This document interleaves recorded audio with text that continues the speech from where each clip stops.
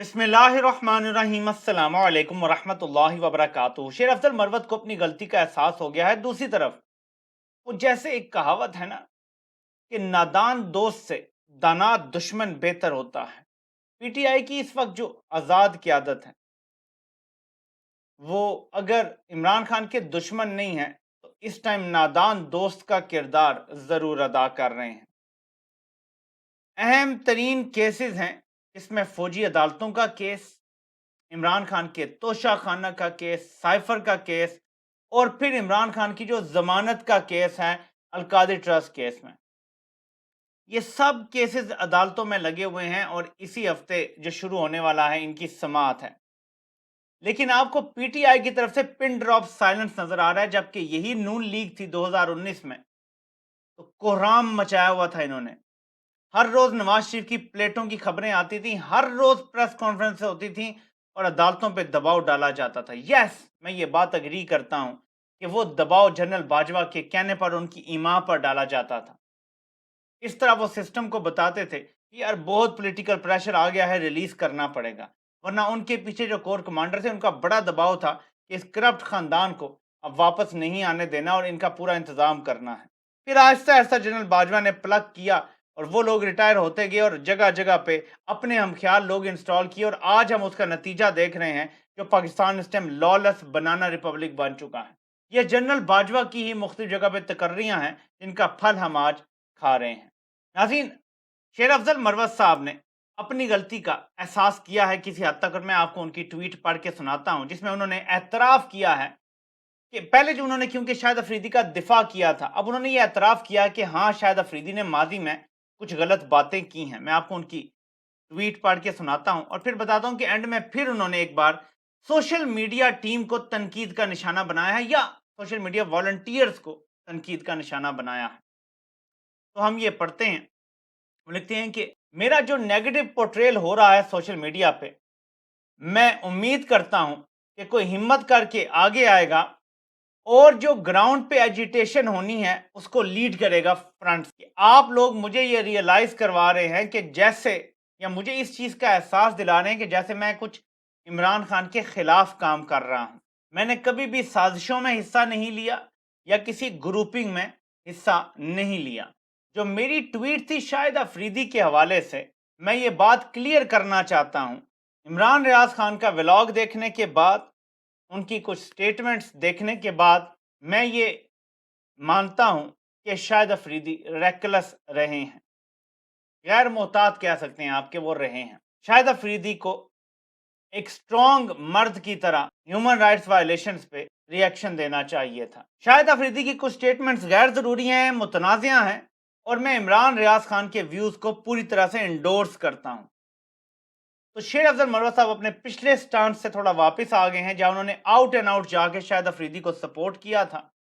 अब वो उससे पीछे हट गए हैं और उनका ये कहना है कि शाहिद अफरीदी की कुछ माजी की स्टेटमेंट्स, उनकी ट्वीट्स और उनके सारी चीज़ें देखने के बाद मैं इस नतीजे पर पहुंचा हूं कि इनके बारे में जो इमरान रियाज खान ने सारी बात की है वही दुरुस्त।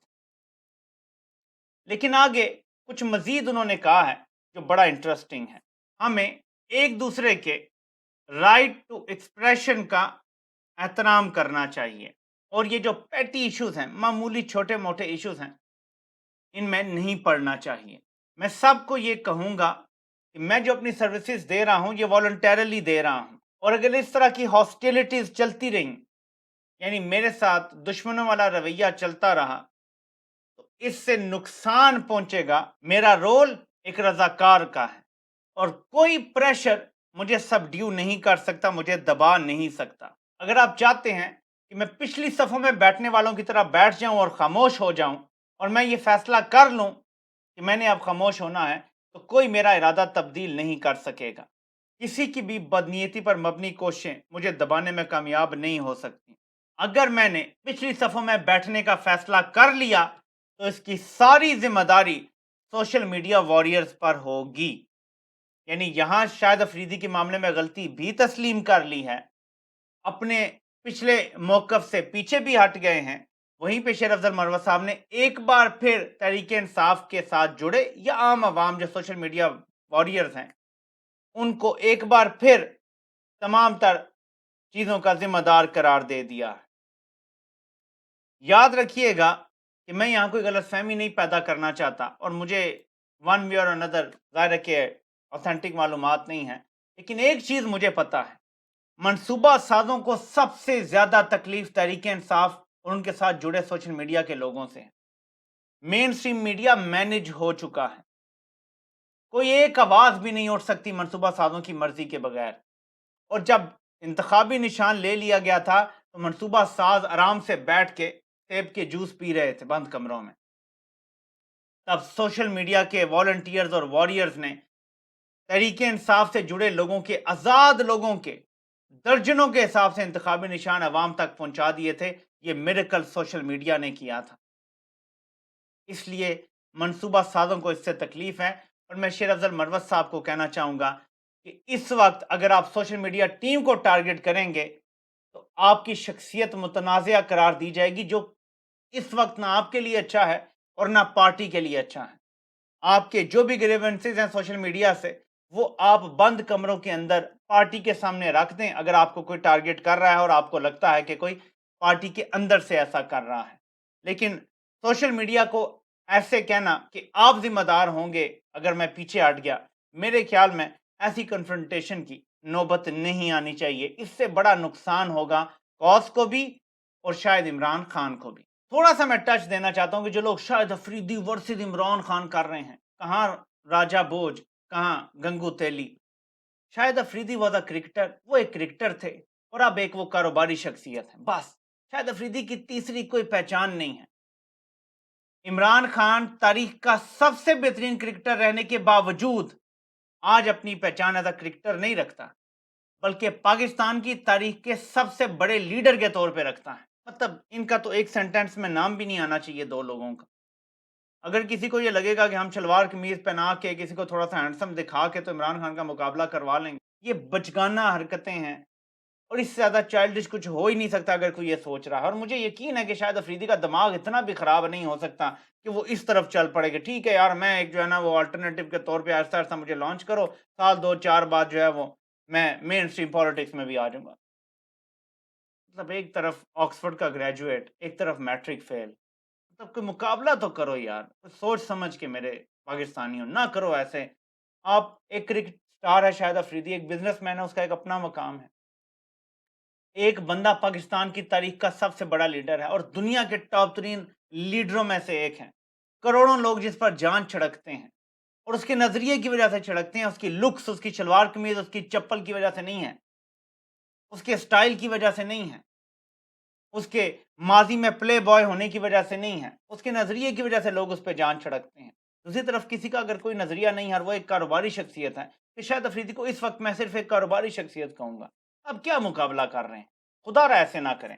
आते हैं जरा, इमरान खान ने एक प्रिडिक्शन की थी जो आपको सुनाना चाहता हूँ। अलीम खान का यह है कि उन्होंने 300 एकड़ जमीन ले ली रावी के अंदर, वो लीगल करवाना चाहते थे और रावी के बेड के ऊपर इलीगल है जमीन। प्लस उनके केसेस नैब में भी थे, उनके केसेस ये पेंडोरास पेपर में भी उनका नाम आ गया। जब इमरान खान ने यह बात की थी, किसी ने यकीन नहीं किया था उनके मुखालफिन में से। पार्टी के लोग और तहरीक इंसाफ के जो सपोर्टर हैं, उन्होंने तो ज़ाहिर है यकीन करना था इमरान खान पे, लेकिन मुखालफिन ने यकीन नहीं किया था।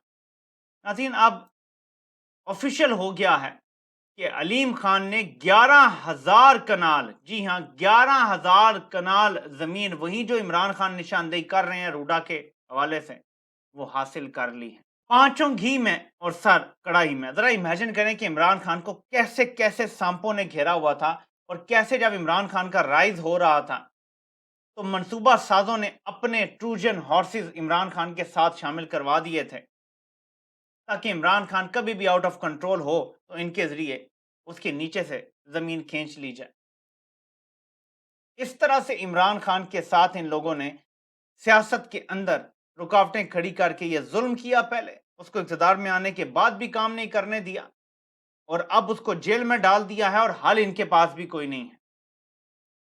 पाकिस्तान रोज बरोज ज्यादा से ज्यादा तबाही का सामना कर रहा है और ये बजिद है कि हमने अवामी मैंडेट को नहीं मानना और बैरूनी ताकतों के साथ मिलकर हम कुछ ना कुछ चला लेंगे मुल्क को, बेशक हमें अंदर खाने अपना सब कुछ ही बैरूनी ताकतों को देना पड़ जाए। ऐसे में जब मुल्क भी किनारे लगा हुआ है, जब इमरान खान को जेल में रखा हुआ है, तहरीक इंसाफ की जो लीडरशिप बाहर है, जिनका काम ये होना चाहिए कि हर 2 मिनट बाद वो सुप्रीम कोर्ट के बाहर खड़े हों, 10 से 15 मेन लीडर मीडिया को वहां बुलाएं और प्रेस कॉन्फ्रेंस करें। काजी साहब झूठ बोलते हैं कि वो मीडिया नहीं देखते, यूट्यूब नहीं देखते, अखबार नहीं देखते। काजी साहब एक एक चीज का मुतालिया करते हैं, एक एक चीज को रिपोर्टिंग लेते हैं। वो काजी साहब को सब नजर आएगा। आप प्रेस कॉन्फ्रेंस करें, मीडिया नहीं दिखाता, सोशल मीडिया दिखाएगा। ग्राउंड पे रिपोर्टर्स मौजूद हैं, वो अपने चैनल्स पे डालेंगे। आप काजी साहब पे दबाव नहीं डालेंगे तो मैं आपको आज बता रहा हूं कि आपकी मजीद सीटें जाने वाली हैं। 15 से 20 का फैसला हुआ था, ये इससे भी आगे बढ़ेंगे। अभी 15-20 का कहां है ना, ये इससे भी आगे बढ़ेंगे। आगे जो आपके पंजाब में एमपीएस हैं वो मायूस हो जाएंगे, क्योंकि पंजाब में एक और क्रैकडाउन का इरादा है। इधर मोहसिन नकवी को लेकर आए हैं और पंजाब में मोहसिन नकवी मॉडल चलेगा। जब तक आप रेजिस्टेंस नहीं दिखाएंगे वो आपको दबा के रखेंगे।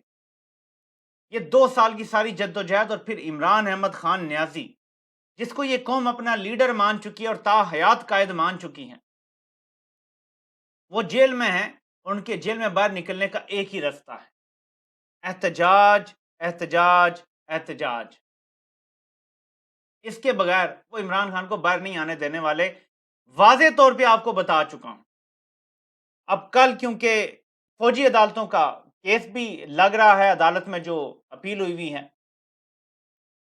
फौजी अदालतों के मामले में जो बेंच बिठाया गया है, वाजे नजर आ रहा है कि वो फौजी अदालतों को इंडोर्स कर देगा, उसके हक में फैसला दे देगा। हो सकता है कंडीशनल फैसला हो कि सिर्फ इस मामले में हम अलाउ कर रहे हैं क्योंकि डायरेक्ट फौजी तनसीबात पे हमला हुआ था, वैसे ये अलाउ नहीं है। ये भी हो सकता है और वैसे हो सकता है कि वो इजाजत भी दे दें। मैं आपको आज बता रहा हूं कि इनकी पूरी कोशिश होगी कि पहले इमरान खान अगर बरी हो जाते हैं तोशाखाना केस में, साइफर केस में, तो इनको अलकादिर ट्रस्ट केस में बरी होने से पहले ही सजा दिलवा दी जाए। 2-3 महीने के लिए फिर और मामला लटक जाएगा और इस दौरान फौजी अदालतों में केस तैयार करके इमरान खान को भी वहां रगड़ा दिया जाए।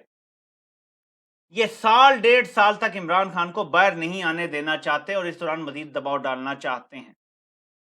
याद रखें कि इमरान खान वो शख्स है जो इस सिस्टम से ऐसा टकराया है, उसने ऐसी टक्कर ली है कि ये सिस्टम पाश पाश होने के करीब है। सिर्फ थोड़े से लोगों की मजीद हिम्मत की जरूरत है।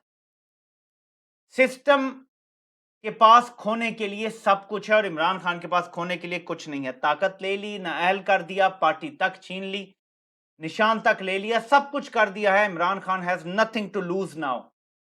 सिस्टम के पास सब कुछ लूज करने के लिए है।